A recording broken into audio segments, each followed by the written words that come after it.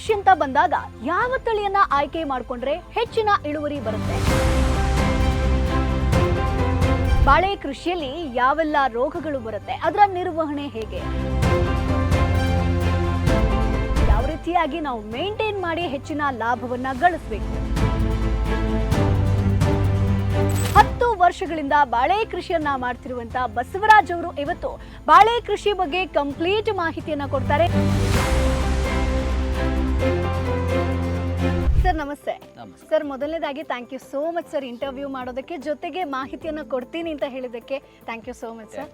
Sir ಈಗ ಬಾಳೆ ಕೃಷಿ ಅಂತ ಬಂದಾಗ ನೀವು ಎಷ್ಟು ಎಕರೆಯಲ್ಲಿ ಬಾಳೆ ಕೃಷಿಯನ್ನ ಮಾಡ್ತಾ ಇದ್ದೀರಾ, ಜೊತೆಗೆ ಯಾವ ತಳಿನ ಆಯ್ಕೆ ಮಾಡ್ಕೊಂಡಿದ್ದೀರಾ?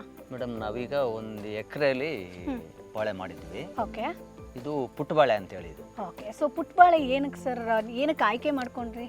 ಪುಟ್ಟಬಾಳೆ ಇದು ಜನಗಳಿಗೆ ಅದು ತಿನ್ನಕ್ಕೆ ಉಪಯೋಗ ಆಗುತ್ತೆ. ಓಕೆ, ದೇವರಿಗೆ ಜಾಸ್ತಿ ಪೂಜೆಗೆ ಉಪಯೋಗ ಆಗುತ್ತೆ. ಓಕೆ, ಅದರಿಂದ ಜಾಸ್ತಿ ಇದನ್ನ ಜಾಸ್ತಿ ಉಪಯೋಗ ಜಾಸ್ತಿ ಮಾಡ್ತೀವಿ. ಓಕೆ, ಅದಕ್ಕಾಗಿ ಇದನ್ನೇ ಜಾಸ್ತಿ ಬೆಳೆಯುತ್ತೆ. ಓಕೆ, ಸೊ ಪುಟ್ಟಬಾಳೆ ಅಂದ್ರೆ ಈ ಏಲಕ್ಕಿ ಏಲಕ್ಕಿ.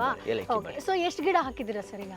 ಮೇಡಮ್ ಇದು ಈಗ 1 ಎಕರೆಗೆ ನಾವು 700 ಬುಡ ಹಾಕಿದ್ವಿ. 700. ಸೊ ಇದು ಏನ್ ಸರ್, ಇನ್ ಟಿಶ್ಯೂ ಕಲ್ಚರ್ ಅಥವಾ nursery? Tissue culture. Okay, so ಅದಕ್ಕೆ ಏನ್ ಡಿಫರೆನ್ಸ್ ಸರ್? ಟಿಶ್ಯೂ ಕಲ್ಚರ್ ಒಳ್ಳೇದಾ, ಏನ್ ಹೆಂಗೆ ಹೇಳ್ತೀರಾ? ಇದು ಟಿಶ್ಯೂ ಕಲ್ಚರ್ ಒಂದೇ ಸಲ ಕಟಾವಿ ಬರುತ್ತೆ. ಓಕೆ, ನಾವು ಅದೇ ಗೆಡ್ಡೆ ಬುಡ ತಗೊಂಡು ಹಾಕಿದ್ರೆ ಏರುಪೇರ ಆಗುತ್ತೆ, ಹಂಗೆ ಒಂದೇ ಸಲ ಬರಲ್ಲ. ಓಕೆ, ಸೊ ಎಲ್ಲಿಂದ ತಂದ್ರಿ ಸರ್ ಈಗ? ನಾವು ಈಗ ಹಾಸನದಲ್ಲಿ ಒಂದು ನರ್ಸರಿ ಇದೆ, ಅಲ್ಲಿಂದ ತಗೊಬಂದು ನಾವು ಬೆಳೆ ಮಾಡಿ. ಓಕೆ, ಸೊ ಆಗ ಎಷ್ಟಿತ್ತು ಸರ್ ಸಸಿಗೆ? ಸೊ ಈಗ ನೀವು 700 ಗಿಡ ಅಂದ್ರಲ್ಲ, 700. ಸೊ ಎಷ್ಟಿತ್ತು ಒಂದು ಸಸಿಗೆ? ಒಂದು ಸಸಿಗೆ 25 ರೂಪಾಯಿ ಹಂಗೆ. 25 ರೂಪಾಯಿ. ಓಕೆ, ಸೊ ಎಷ್ಟು ಇನ್ವೆಸ್ಟ್ಮೆಂಟ್ ಮಾಡಿದ್ರಿ ಸರ್ ಈಗ ಬಾಳೆ ಕೃಷಿಗೆ ಅಂತಾನೆ ನೀವು? ಮೇಡಮ್ ಈಗ ಕಡಿಮೆ ಅಂದ್ರೆ ಒಂದು ಎಕರೆಗೆ 700 ಬೋರ್ಡ್ ಹಾಕಿದೀವಿ, 1.5 ಲಕ್ಷ ಖರ್ಚಾಗಿದೆ. ಓಕೆ, ಸೊ ಈಗ ನಿಮ್ದು 1 ಎಕರೆ ಬಿಟ್ಟು ಬೆಸ್ಟ್ ಬೇರೆ ಏನು ಎಕರೆ ಇದೆ, ಎಷ್ಟು ಎಕರೆ ಇದೆ, ಏನೇನು ಹಾಕ್ತೀರಾ ಬೆಳೆ? ಮೇಡಮ್ ನಾವು 10 ಎಕರೆ ಜಾಗ ಇದೆ ನಮ್ದು. ಓಕೆ, ಅದ್ರಲ್ಲಿ ನಾವು ಆಲೂಗಡ್ಡೆ 2 ಎಕರೆ 3 ಎಕರೆ ಆಲೂಗಡ್ಡೆ ಬೆಳಿತೀವಿ, ಆಮೇಲೆ ಕೋಸು ಬೆಳಿತೀವಿ. ಓಕೆ, ಎಲ್ಲ ತರದ ಬೆಳಿತೀವಿ ನಾವು, ತರಕಾರಿ ಎಲ್ಲ ಬೆಳಿತೀವಿ. ಹಿಂದಿನಿಂದಲೂ ಕೂಡ ನೀವು ಕೃಷಿ ಮಾಡ್ಕೊಂಡ್ ಬಂದವರ? ಹೌದು ಮೇಡಮ್, ನಾವು ನಮ್ಮ ತಂದೆಯ ಕಾಲದಿಂದಲೂ ಕೃಷಿನೇ ನಾವು ಮಾಡ್ಕೊಂಡು ನಂಬಿಕೆ ಬಂದಿರೋದು. ಕೃಷಿನೇ ಅವಲಂಬಿಸಿದೆ. ಖುಷಿ ಇದೆಯಾ? ಖುಷಿ ಇದೆ. ನಾವು ಅದರಲ್ಲೇ ಒಳ್ಳೆ ಮುಂದುವರೆದಿದ್ವಿ ನಾವು. ಸೊ ಈಗ ಹಾಸನ ಸೈಡು ಜಾಸ್ತಿ ಆಲೂಗಡ್ಡೆ, ಶುಂಠಿ ಎಲ್ಲ ಜಾಸ್ತಿ ಅಲ್ಲ? ನಾವು ಶುಂಠಿನೂ ಬೆಳಿತೀವಿ ಮೇಡಮ್. ನೋಡಿ ಇವಾಗ ಇದ್ರೊಳಗೆ 1 ಎಕರೆ ನಾವು ಅದೇ ಶುಂಠಿ ಹಾಕಿ ಅದು ಮಧ್ಯ ಕ್ರಾಪು ಬೆಳೆದಿರೋದು ನಾವೀಗ. ಬಾಳೆ ಮಿಡ್ಲಲ್ಲಿ ನಾವು ಶುಂಠಿ ಬೆಳಿಬಹುದು. ಶುಂಠಿ ಹಾಕಿ ಅದರ ಒಳಗೆ ನಾವು ಬಾಳೆ ಬೆಳೆದಿರೋದು ಇವಾಗ. ಓಕೆ, ಓಕೆ, ಸೊ ಇಲ್ಲಿಗ ಕಟಾವ್ ಆಗಿದೆಯಾ ಶುಂಠಿ? ಶುಂಠಿ ಒಂದು ಬೆಳೆ ತಗೋಬಿಟ್ಟಿದೀವಿ. ಈಗ ಮತ್ತೆ ಆ ಜಾಗದಲ್ಲಿ ಮತ್ತೆ ಶುಂಠಿ ಹಾಕಕ್ಕಾಗಲ್ವಾ? ಮತ್ತೆ ಹಾಕಕ್ಕಾಗಲ್ಲ. ಓಕೆ, ಸೊ ಗ್ಯಾಪ್ ಕೊಡಬೇಕು. ಅವಾಗ ಇಲ್ಲಿ ಏನ್ ಹಾಕ್ತೀರಾ ಈಗ? ಕ್ರಾಪ್ ಈಗ ನಾವು ಒಟ್ಟಿಗೆ ಹಾಕಿರೋದ್ರಿಂದ ಒಂದೇ ಸಲ 2 ಬೆಳೆ ನಮಗೆ ಸೇವ್ ಆಗಿದೆ ಅಲ್ವಾ? 2 ಬೆಳೆ ಬಂದಿದೆ ಇವಾಗ. ಸೊ ಈಗ ಬಾಳೆ ತಳಿ ಬಗ್ಗೆ ಹೇಳೋದಾದ್ರೆ, ಈ ಪುಟ್ಟಬಾಳೆಗೆ ನೀವು ಎಷ್ಟು ಅಂತರ ಕೊಟ್ಟಿದ್ದೀರಾ, ಹೆಂಗೆ ಇದು ಡಿಸ್ಟೆನ್ಸ್? ಗಿಡದಿಂದ ಗಿಡಕ್ಕೆ 7 ಅಡಿ ಅಂತರದಲ್ಲಿ ಒಂದೊಂದು ಸಸಿ ನೆಡಬೇಕಾಗುತ್ತೆ. ಓಕೆ, ಓಕೆ ಸರ್, ನಾನು ತುಂಬಾ ಕಡೆ ಗಮನ ಮಾಡಿದ್ದೀನಿ, ನೋಡಿದ್ದೀನಿ. ಈಗ ಒಂದು ಬಾಳೆ ಸುತ್ತನೇ ಇನ್ನೊಂದಷ್ಟು ಹಾಕಿರ್ತಾರೆ, ಅದೆಲ್ಲ ಓಕೆನಾ ಅಥವಾ ಒಂದೊಂದೇ ಹಾಕ್ತಾ ಹೋಗ್ಬೇಕಾ, ಹೆಂಗೆ? ಅಂದ್ರೆ ಅದು ಒಂದು ಗೊನೆ ಒಡೆಗೆವರೆಗೆ ನಾವು ತಳಗಡೆ ಮರಿ ಅಂತ ಬರುತ್ತೆ ನೋಡಿ, ಅದು ಅದನ್ನ ಬಿಡಬಾರ್ದು, ಅದೆಲ್ಲ ಕಟ್ ಮಾಡ್ತಾ ಹೋಗ್ಬೇಕು. ಗೊನೆ ಒಡೆದ ಮೇಲೆ ನಾವು ಇದು 3 ಬೆಳೆ ತಗೋಬಹುದು. ಇದು 3 ಬೆಳೆ ಗೊನೆ ಹೊಡೆದ್ಮೇಲೆ ಒಂದು ಸೈಡಲ್ಲಿ ಬಿಡ್ಬೇಕಾಗುತ್ತೆ. ಸೊ ಇದೀಗ ಎಷ್ಟು ತಿಂಗಳದು ಹೆಂಗೆ ಬಾಳೆ? 9 ತಿಂಗಳಿಗೆ ಹಾಕಿದ 9 ತಿಂಗಳಿಗೆ ಅದು ಫಸ್ಟ್ ಇಳುವರಿ ಕೊಡುತ್ತೆ, ಗೊನೆ ಹೊಡೆಯುತ್ತೆ. ಆಮೇಲೆ 2 ತಿಂಗಳು. ಓಕೆ, ಸೊ ಒಂದು ವರ್ಷಕ್ಕೆ ಅದು 1 ವರ್ಷಕ್ಕೆ ಕಟಾವ್ ಆಗ್ಬಿಡುತ್ತೆ. ಓಕೆ, ಒಂದು ಗೊನೆ ಎಷ್ಟು ಕೆಜಿ ತೂಗುತ್ತೆ ಹೆಂಗೆ ಪುಟ್ಟಬಾಳೆ? ನಾವು ಅದು ಮೇಂಟೈನ್ಸ್ ಮಾಡಿದಂಗೆ, ಸೊ ನಿಮ್ಗೆ ಎಷ್ಟು ಕೆಜಿ ಕರೆಕ್ಟಾಗಿ ಮೇಂಟೈನ್ ಮಾಡಿದ್ರೆ 20 ಕೆಜಿ ವರೆಗೂ ಪುಟ್ಟಬಾಳೆ ಬರುತ್ತೆ. ಓಕೆ, ಸೊ ಪುಟ್ಟಬಾಳೆ 10ರಿಂದ 20 ಕೆಜಿ ಬರುತ್ತೆ. ಸೊ ಈಗ 700 ಗಿಡ ಅಂತಂದ್ರೆ ಎಷ್ಟು ಟನ್ ಲೆಕ್ಕ ಹಿಡಿಬಹುದು ನಾವು? ಒಂದು 7 ತಿಂಗಳು ಹಂಗ್ ನೋಡಿದ್ರೆ, 1 ವರ್ಷ ನೋಡಿದ್ರೆ ಇಲ್ಲ, ಒಂದು ಆವರೇಜ್ ಒಂದು 15 ಕೆಜಿ ಹಂಗೆ ನಾವು ಬರ್ಬೋದು. ಅಂದ್ರೆ ಆ ಗೊನೆ ಬಂದಂಗೆ ನೀವು ಕಟಾವ್ ಮಾಡ್ತೀರಾ ಅಲ್ವಾ? ಸೊ ಈಗ ಪುಟ್ಟಬಾಳೆ ಬಿಟ್ಟು ಬೇರೆ ಏನಾದ್ರು ತಳಿ ಹಾಕಿದಿರಾ? ಪಚ್ಚಬಾಳೆ. ಸೊ ಪಚ್ಚಬಾಳೆ ಯಾವ್ದಕ್ಕೆ ಜಾಸ್ತಿ ಯೂಸ್ ಆಗೋದು? ಪಚ್ಚಬಾಳೆ ಎಲ್ಲ ಅದೆಲ್ಲ ತಿನ್ನಕ್ ಹೋಗುತ್ತೆ, ಚಿಪ್ಸ್ ಮಾಡ್ತಾರೆ. ಅದು ಒಂದೊಂದು ಬ್ಯಾಚ್ ಒಂದೊಂದು ಬೆಳೆ ಮಾಡ್ತಾ ಇರ್ತೀವಿ. ಇದ್ರಲ್ಲಿ ಸ್ವಲ್ಪ ಹಾಕಿದೀವಿ, ತೆಳಗಡೆ ಇದೆ, ಬೇಕಾದ್ರೆ ನೋಡಿ. ಸೊ ಅದು 1 ಎಕರೆ ಹಾಕಿದಿರಾ ಅಥವಾ ಇಲ್ಲ, ಸ್ವಲ್ಪ ಹಾಕಿದೀವಿ ಅಷ್ಟೇ, ಒಂದು 200 ಬುಡ ಹಾಕಿದೀವಿ. ಓಕೆ, ಸೊ ಎಷ್ಟು ಸಮಯ ಆಯ್ತು ಅದು ಹಾಕಿ? ಇದೇ ಟೈಮಲ್ಲಿ ಹಾಕಿದ್ವಿ. ಸೇಮ್ ಹಾಕಿರೋದು. ಸರ್ ಈಗ ಈ ಬಾಳೆ ಕೃಷಿಯಲ್ಲಿ ನೀರಿನ ವ್ಯವಸ್ಥೆ ಹೆಂಗಿರಬೇಕು ಸರ್? ನೀವೇನು ನೀರಿನ ವ್ಯವಸ್ಥೆ ಮಾಡ್ಕೊಂಡಿದ್ದೀರಾ? ಕೃಷಿ ಹೊಂಡ ಏನಾದರೂ ಮಾಡ್ಕೊಂಡಿದ್ದೀರಾ? ಬೋರ್ವೆಲ್ ಹಾಕ್ಸಿದ್ದೀರಾ? ಹೆಂಗೆ ಮೇಡಮ್? ಇದು ಬಾಳೆ ಅಂತ ಬಂದಾಗ ಇದಕ್ಕೆ ಯಥೇಚ್ಛ ನೀರು ಬೇಕು. ನೀರು ನಾವು ಡ್ರಿಪ್ ಮಾಡಿಬಿಟ್ಟಿದ್ವಿ. ಡ್ರಿಪ್ಪಲ್ಲಿ ಬಿಟ್ಟರೆ ನೀರು ನಮಗೆ ಸೇವ್ ಆಗುತ್ತೆ, ಕಡಿಮೆ ನೀರಲ್ಲೂ ಬೆಳಿಬೋದು. ಓಕೆ, ದಿನಕ್ಕೆ ಎಷ್ಟು ಸರಿ ಬಿಡಬೇಕಾಗುತ್ತೆ? ಹೆಂಗೆ? ವಾರಕ್ಕೆ ಒಂದು ಸಲ ಬಿಟ್ಟರೆ ಸಾಕು. ಓಕೆ, ಸೊ ಕಂಪ್ಲೀಟ್ ಅಂದರೆ ಎಷ್ಟೊತ್ತು ಬಿಡ್ತೀರಾ ನೀವು? ಒಂದು ವಾರಕ್ಕೆ ಒಂದ್ಸರಿ 2 ಗಂಟೆ 3 ಗಂಟೆ ಬಿಟ್ಟರೆ ಅದು. ಬೋರ್ ಹಾಕ್ಸಿದ್ದೀರಾ? ಬೋರ್ ನೀರು ನಮಗೆ. ಎಷ್ಟು ಬೋರ್? ನಮಗೆ ಚಾನಲ್ ನೀರು ಇಲ್ಲ ನಮ್ಮದು, ಅರಸೀಕೆರೆ ತಾಲೂಕು, ಹಂಗೆ ಸ್ವಲ್ಪ ಡ್ರೈ ಏರಿಯಾ ನಮ್ಮದು. ಬರೀ ಬೋರ್ವೆಲ್ ಅಲ್ಲೇ ಬೆಳಿತಾ ಇದ್ದೀವಿ. ಇದು ಕಳೆ ಎಲ್ಲ ಇರಬೇಕಾ? ಹೆಂಗೆ? ಕಳೆ ಇದ್ರೆ ಒಳ್ಳೇದಾ ಮೇಡಮ್? ಇದು ಮಾಡ್ತಿರ್ಬೇಕಾ? ಕಳೆ ಕ್ಲೀನ್ ಮಾಡ್ತಾ ಇರ್ಬೇಕು. ಕಳೆದೇ ಮೇನ್ ಇದು. ಕಳೆ ತೆಗಿಸ್ತಾ ಇರ್ಬೇಕು. ಆಮೇಲೆ ಇದ್ರದ್ದೇ ಬಾಳೆ ಎಲೆ ಬಿದ್ರೆ ಪರವಾಗಿಲ್ಲ ಅಲ್ವಾ? ಅದು ಗೊನೆ ಹೊಡೆಯೋರಿಗೆ ಒಬ್ಬ ಕಳೆ ಬರುತ್ತೆ. ಆಮೇಲೆ ಎಲ್ಲ ಅದು ಮುಚ್ಚಿಕೊಂಡಾಗ ಏನಾಗುತ್ತೆ, ಅದು ಕಳೆ ಕಡಿಮೆ ಆಗುತ್ತೆ. ಬಾಳೆ ಕೃಷಿಯಲ್ಲಿ ಒಂದು ಈಗ ಗೊನೆ ಬಿಡಕ್ ಶುರು ಆಯ್ತು, ಇಳುವರಿ ಶುರು ಆಯ್ತು ಅಂತಂದ್ರೆ ಹಕ್ಕಿಗಳ ಕಾಟ ಇರುತ್ತೆ, ಸೊ ಅವುಗಳು ತಿನ್ನುತ್ತೆ. ಅದಾದ್ಮೇಲೆ ಮಂಗಗಳ ಕಾಟ ಎಲ್ಲ ಇದ್ದೇ ಇರುತ್ತೆ. ಸೊ ರೋಗ ಏನ್ ಬರುತ್ತೆ ಬಾಳೆ ಕೃಷಿಗೆ ಮೇನ್ ಆಗಿ? ಇದು ಮೇನು ಬೆಂಕಿ ರೋಗ ಅಂತ ಬರುತ್ತೆ.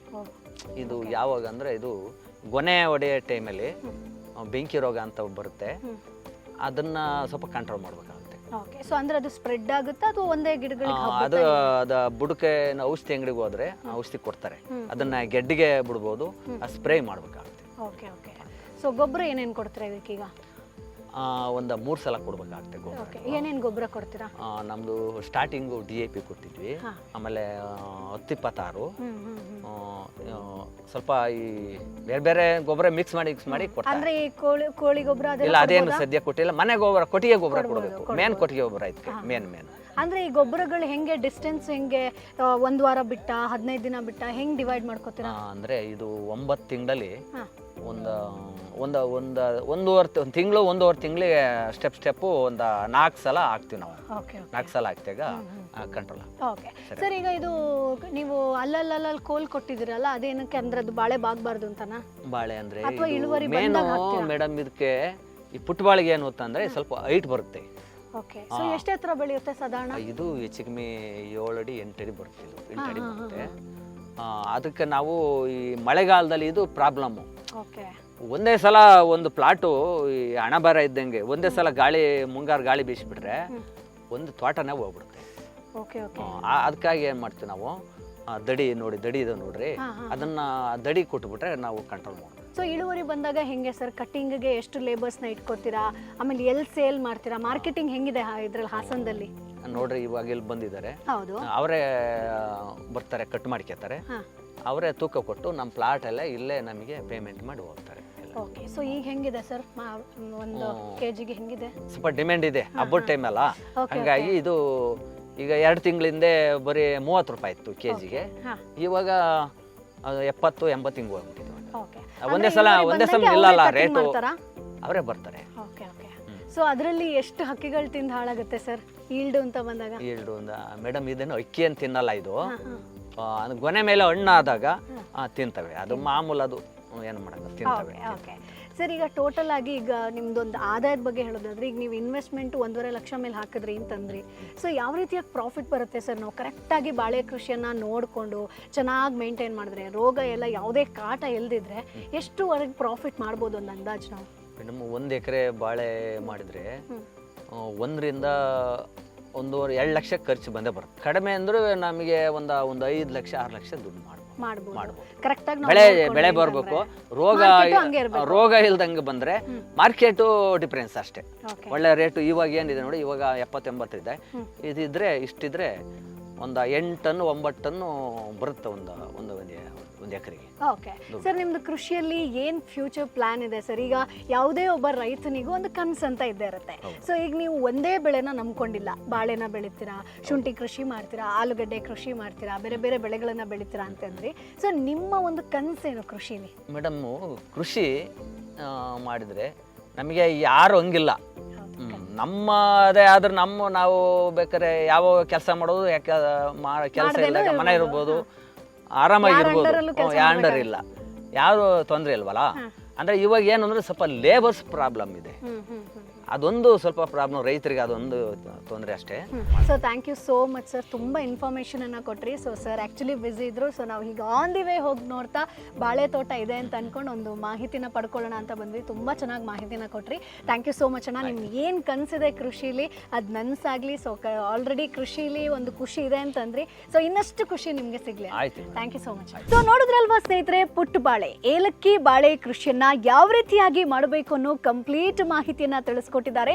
ಇನ್ ಡೀಟೇಲ್ ಆಗಿ ನನಗೆ ಮಾಹಿತಿ ಬೇಕು, ಏಲಕ್ಕಿ ಬಾಳೆ ಕೃಷಿಯನ್ನ ಯಾವ ರೀತಿಯಾಗಿ ಸ್ಟಾರ್ಟ್ ಮಾಡ್ಬೋದು, A to Z ಇನ್ಫಾರ್ಮೇಶನ್ ಬೇಕು ಅಂತ ಇದ್ರೆ ಈಗಲೇ ಫ್ರೀಡಮ್ ಆ್ಯಪ್ ಅನ್ನ ಡೌನ್ಲೋಡ್ ಮಾಡಿ. ಇಲ್ಲಿ ಏಲಕ್ಕಿ ಬಾಳೆ ಕೃಷಿಯನ್ನ ಮಾಡಿ ಸಕ್ಸಸ್ ಆದಂತಹ ರೈತರೇ ನಿಮಗೆ ಕಂಪ್ಲೀಟ್ ಮಾಹಿತಿಯನ್ನ ಕೊಡ್ತಾರೆ. ಸೊ ನೀವು ಕೂಡ ಒಬ್ಬ ಸಕ್ಸಸ್ಫುಲ್ ರೈತ ಆಗ್ಬೋದು, ರೈತೋದ್ಯಮಿ ಕೂಡ ಆಗ್ಬೋದು, ಉತ್ತಮ ಆದಾಯವನ್ನ ಗಳಿಸಬಹುದು. ಸೊ ಈಗಲೇ ಫ್ರೀಡಮ್ ಆ್ಯಪ್ ಅನ್ನ ಡೌನ್ಲೋಡ್ ಮಾಡಿ. ಕೃಷಿಗೆ ಸಂಬಂಧಪಟ್ಟಂತ ಸಾಕಷ್ಟು ಕೋರ್ಸ್ ಇದೆ.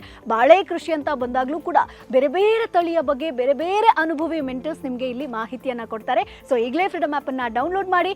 ಮುಂದಿನ ಎಪಿಸೋಡ್ ಅಲ್ಲಿ ಮತ್ತೆ ನಿಮ್ಮನ್ನ ಭೇಟಿ ಆಗ್ತೀನಿ. ಅಲ್ಲಿವರೆಗೂ ಬೈ ಬಾಯ್.